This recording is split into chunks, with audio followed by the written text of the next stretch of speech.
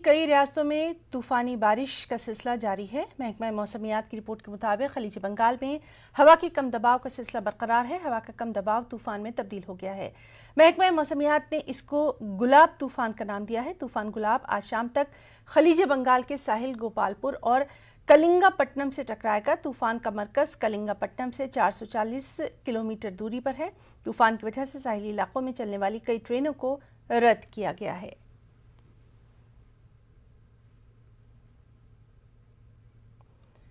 और चलिए, आंध्र प्रदेश में क्या कुछ तैयारियां हैं इस तूफान के पेश नज़र, इसी के ताल्लुक से जानकारी हासिल करेंगे विजयवाड़ा में मौजूद हमारे नुमाइंदे मोहम्मद इसाक से।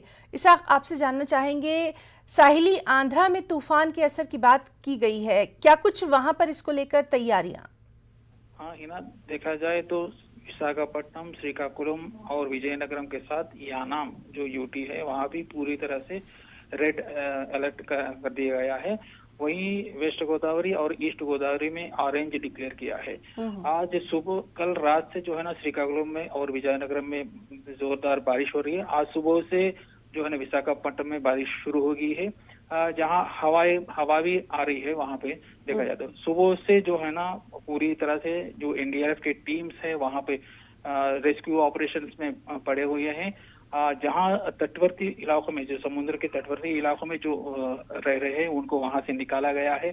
कई लोगों को जो इलेक्ट्रिसिटी और जो रेवेन्यू डिपार्टमेंट के जो फायर स्टेशन सभी जो लोग हैं उन ऑफिशियल्स को जो लीव पे है वो पूरी तरह से कैंसिल कर दिया गया।